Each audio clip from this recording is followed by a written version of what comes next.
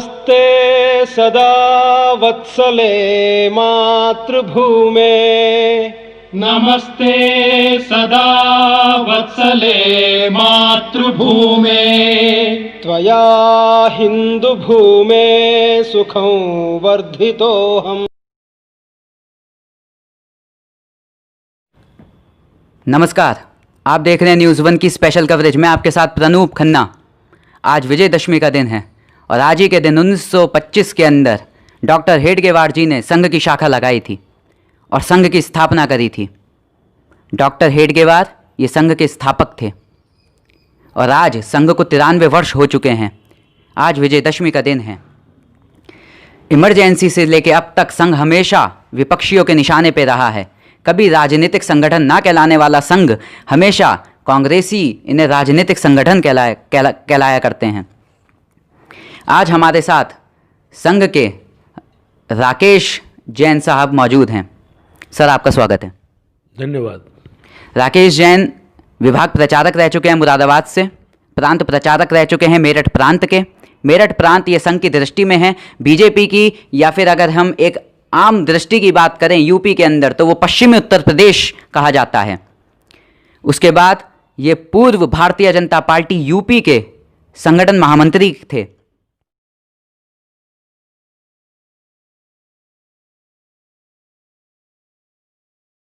Sir, मेरा सबसे पहला सवाल आपसे यह है कि एक आम नागरिक के लिए संघ क्या है, क्या चीज़ है संघ? संघ सामान्य समाज में अनुशासन, देशभक्ति और कर्तव्य परायणता का भाव निर्माण करता है। 1925 में स्थापना के समय हम जानते हैं कि उस समय अंग्रेजों का राज्य देश में था।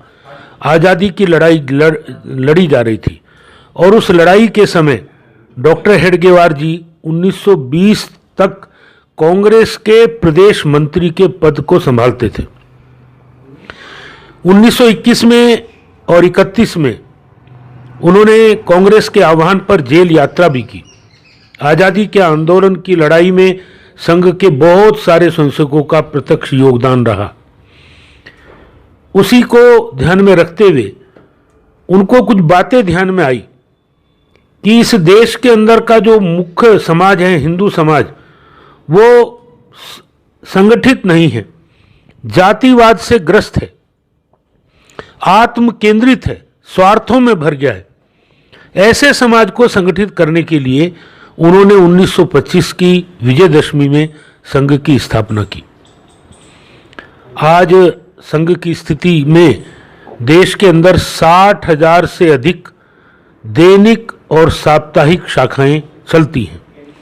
संघ की प्रेरणा से 40 संगठन अलग अलग समय पर कार्यकर्ता उपलब्ध होते समय उन संगठनों का कार्य देश में प्रारंभ हुआ।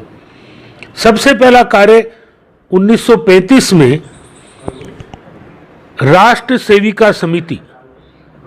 ये सब जानते हैं कि संघ केवल पुरुषों में काम करता है, तो महिलाओं में काम करने के लिए राष्ट्र सेविका समिति, इसकी स्थापना 1935 में डॉक्टर हेडगेवार जी के समय में ही हुई।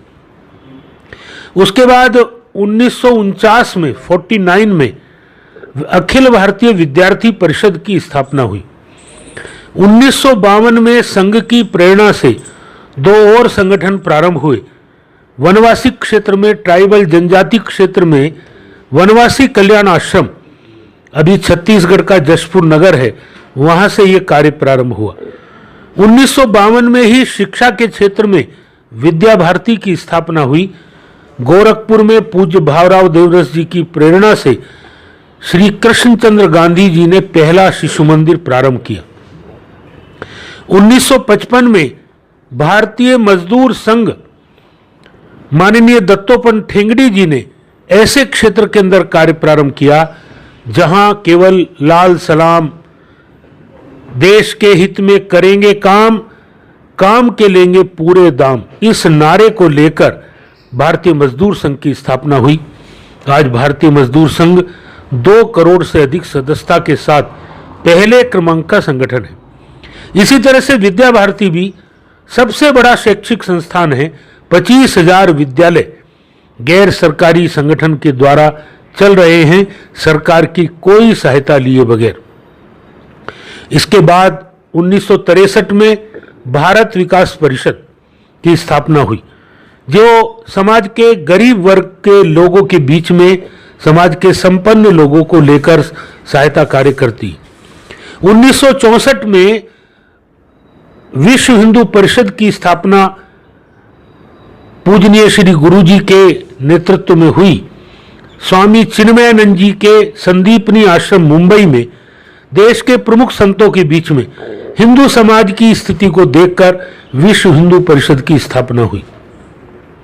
उसके बाद तो संघ के कार्य में अलग अलग समय में बहुत सारे संगठन प्रारंभ हुए।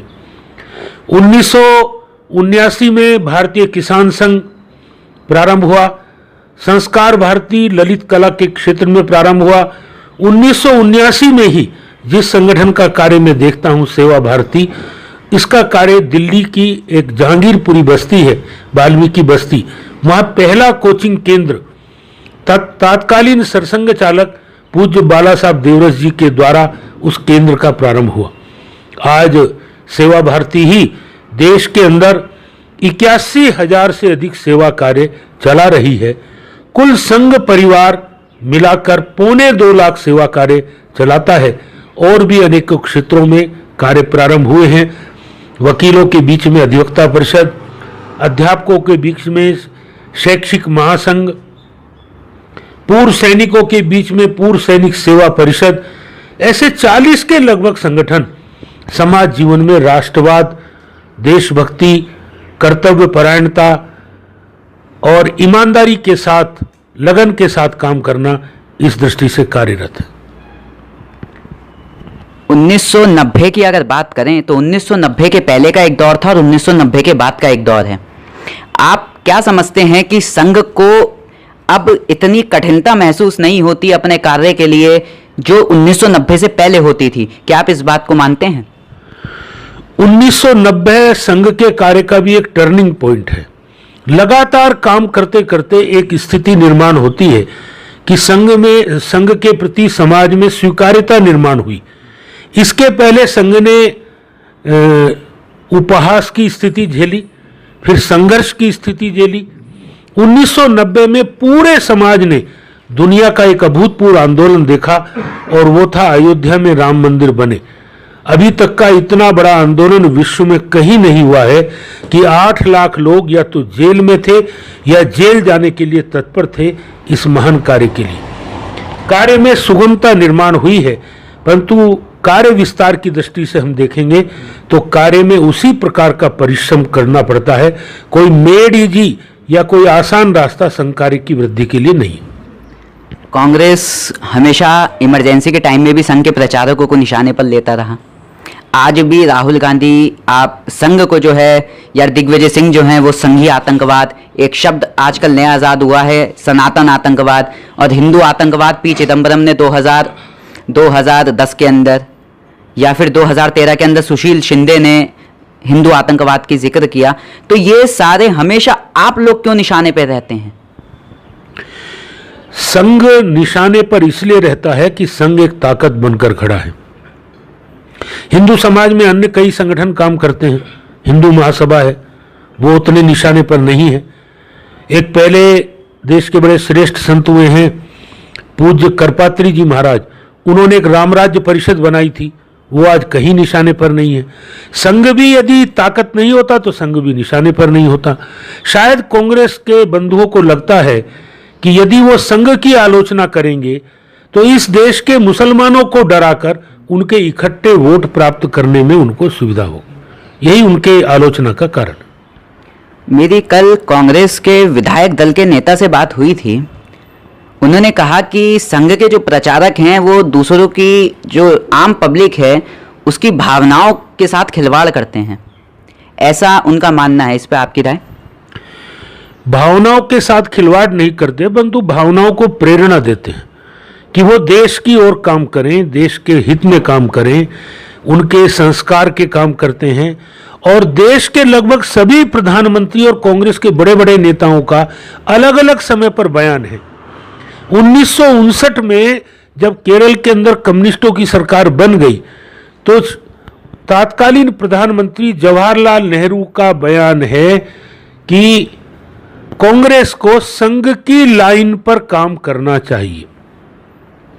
इसी प्रकार का इंदिरा गांधी 1980 में जो दंगा मुरादाबाद में हुआ, उसके बाद कम ज्यादा उनका भी मनोभाव इसी प्रकार का था। संजय गांधी ने तो संघ की स्टाइल में शाखा भी प्रारंभ की थी। ये उन्होंने अपने ढंग से प्रयास किया, वो सफल नहीं हो पाए, क्योंकि ये काम इतना आसान नहीं है समाज को जोड़ना। संघ निरंतर मातृभूमि की सेवा के काम में लगा है, हम लगे हैं और अच्छे से लगेंगे। काम में वृद्धि हो रही है, संघ को यश मिल रहा है, इसलिए हमारे जो कई विरोधी विचार के लोग हैं वो और अधिक तेजी से आलोचना कर रहे हैं, और कोई कारण नहीं। कांग्रेस कहती आई है कि जो शाखा लगती है संघ की, उसमें भगवा ध्वज लगता है, तिरंगा नहीं लगता, जनगण मन नहीं गाया जाता। इस पर हमेशा प्रश्न चिन्ह क्यों वो यहाँ लगाती है? उन्हें कोई आलोचना का बिंदु चाहिए, इसलिए लगाती है। जहां तक तिरंगे और भगवा ध्वज का विषय है, 1929 में कांग्रेस ने खुद एक झंडा कमेटी का निर्माण किया था, और श्री जवाहरलाल नेहरू उस समिति के संयोजक थे। देश के मूर्धन्य लोग उसमें थे। 2 वर्ष के बाद उन्होंने अध्ययन करके निर्णय दिया, सर्वसम्मति से निर्णय दिया कि इस देश की भावनाओं के अनुसार भगवा ध्वज यहां का झंडा होना चाहिए।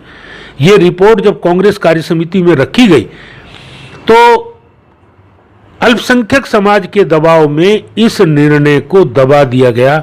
आज भी कांग्रेस के यहाँ, कांग्रेस के दफ्तरों में जो लाइब्रेरी है, उसमें ये फ्लैग कमेटी 1929 ये रिपोर्ट सब जगह उपस्थित है। उसमें भगवा ध्वज को स्वीकार किया। जहां तक तिरंगे झंडे की बात है, तिरंगा झंडा या भगवा झंडा, हर संगठन का अपना एक ध्वज होता है, झंडा होता है। हम लोगों की भगवा ध्वज में प्रेरणा है। तिरंगा राजकीय ध्वज है और भगवा ध्वज राष्ट्रीय भावनाओं का प्रतीक है, इसलिए उसके छत्र छाया में हम सारे कार्यक्रम करते हैं।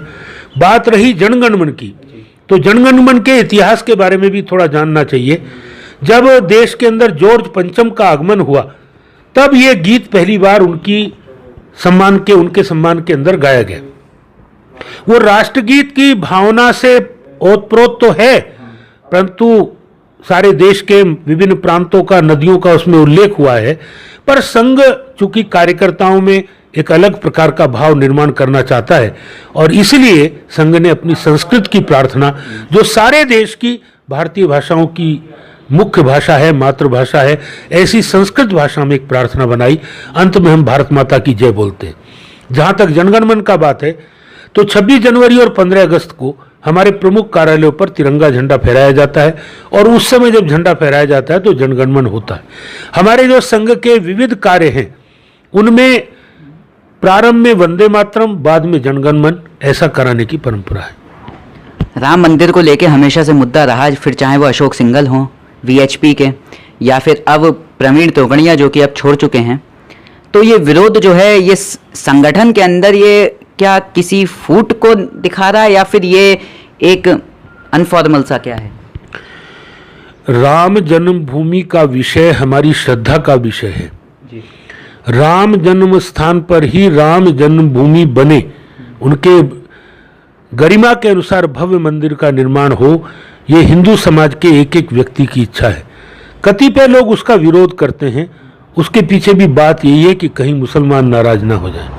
बाबर जो इस देश के ऊपर आक्रमणकारी था, उसकी स्मृति की कोई भी मस्जिद कहीं भी बन सकती है, और विश्व हिंदू परिषद ने कहा भी है कि 84 कोस की परिक्रमा के बाद कोई उनका स्थान बनाना हो तो बने, हमको कोई उसमें परेशानी नहीं है, परंतु राम जन्म स्थान पर राम जन्मभूमि ही बननी चाहिए।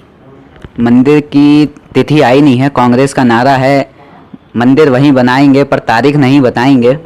ये सरकार का एक मुद्दा है जो कि कोर्ट में इसमें चल रहा है। इसमें पर जो सबसे ज़्यादा सवाल मेरा ये सवाल है कि 2014 में, या अगर बात करें भाजपा की, तो 3 सरकार बनी है अभी तक भारतीय जनता पार्टी की, जिसमें अटल बिहारी वाजपेयी के नेतृत्व, 2 सरकारें बनी हैं जिसमें अटल बिहारी वाजपेयी के नेतृत्व में बनी है 3 बार, और अब 2014 में नरेंद्र मोदी के नेतृत्व में।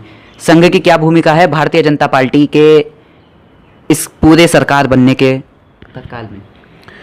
संघ की स्थिति किसी आश्रम में बैठे हुए संत जैसी है।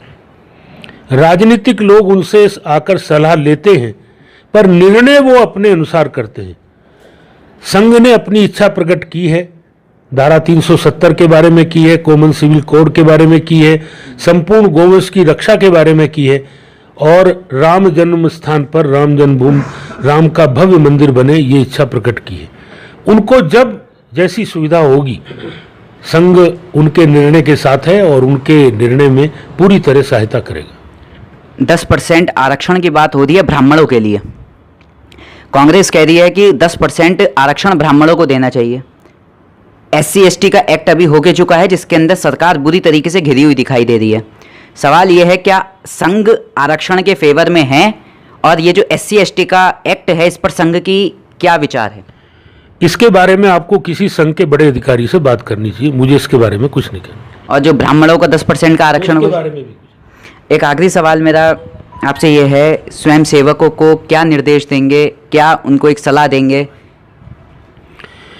संघ के स्वयंसेवकों ने समाज के कमजोर वर्ग के बीच में जाना, उनका उत्थान होना, जैसे सेवा कार्य चलते हैं। केरल में जिस प्रकार का कार्य खड़ा हुआ है, हर शाखा कुछ न कुछ सेवा कार्य चलाती है। दक्षिण के अंदर तमिलनाडु में भी बहुत अच्छा काम है, कुछ स्थानों पर संघ अच्छे काम करता है। उनके अनुभव लेकर समाज के लोगों के बीच में सेवा के लिए प्रस्तुत होना चाहिए, क्योंकि हमारा मानना है कि नर सेवा नारायण सेवा। एक आखिरी सवाल, क्या संघ मुसलमानों के लिए भी है, या सिर्फ हिंदू और हिंदुत्व विचारधारा ही आपकी विचारधारा है? हमारा मानना है कि इस देश को जो अपनी मातृभूमि, पितृभूमि, पुण्यभूमि मानता हो, वो सब हिंदू है। कई स्थानों पर संघ की शाखाओं में मुसलमान भी आते हैं, कई स्थानों पर शिविर होते हैं, उन शिविरों में भी मेरी जानकारी में कुछ मुसलमान आते हैं, परंतु ये संख्या बड़ी कम है। आपका धन्यवाद। धन्यवाद। ये थे हमारे साथ राकेश जैन। देखते रहिए न्यूज़1। आपका धन्यवाद। नमस्ते सदा वत्सले मातृभूमे, नमस्ते सदा वत्सले मातृभूमे, त्वया हिन्दुभूमे सुखं वर्धितोऽहम्। त्वया हिन्दुभूमे सुखं वर्धितोऽहम्। महामङ्गले पुण्यभूमे त्वदर्थे, महामङ्गले पुण्यभूमे त्वदर्थे, पतत्वेशकायो नमस्ते नमस्ते। पतत्वेशकायो नमस्ते नमस्ते। प्रभो शक्तिमन् हिन्दुराष्ट्राङ्गभूता, प्रभो शक्तिमन् हिन्दुराष्ट्राङ्गभूता, इमे सादरं त्वां नमामो वयम्। इमे सादरं त्वां नमामो वयम्। त्वदीयाय कार्याय बद्धा कटीयम्, त्वदीयाय कार्याय बद्धा कटीयम्। शुभामाशिषं देहि तत्पूर्तये, शुभामाशिषं देहि तत्पूर्तये। अजय्याञ्च विश्वस्य देहीश शक्तिम्, अजय्याञ्च विश्वस्य देहीश शक्तिम्। सुशीलं जगद्येन नम्रं भवेत्, सुशीलं जगद्येन नम्रं भवेत्। श्रुतं चैव यत्कण्टकाकीर्णमार्गम्, श्रुतं चैव यत्कण्टकाकीर्णमार्गम्। स्वयं स्वीकृतं नः सुगङ्कारयेत्, स्वयं स्वीकृतं नः सुगङ्कारयेत्। समुत्कर्षनिःश्रेयसस्यैकमुग्रम्, समुत्कर्षनिःश्रेयसस्यैकमुग्रम्। परं साधनं नाम वीरव्रतम्, परं साधनं नाम वीरव्रतम्। तदन्तस्फुरत्वक्षया ध्येयनिष्ठा तदन्तस्फुरत्वक्षया ध्येयनिष्ठा हृदन्तः प्रजागर्तु तीव्रानिशम् हृदन्तः प्रजागर्तु तीव्रानिशम् विजेत्री च नः संहता कार्यशक्तिर् विजेत्री च नः संहता कार्यशक्तिर् विधायास्य धर्मस्य संरक्षणम् विधायास्य धर्मस्य संरक्षणम् परो वैभवन्नेतुमेतत्स्वराष्ट्रम् परं वैभवन्नेतुमेतत्स्वराष्ट्रम् समर्था भवत्वाशिषा ते भृशम् समर्था भवत्वाशिषा ते भृशम्। भारत माता की जय। भारत माता की जय।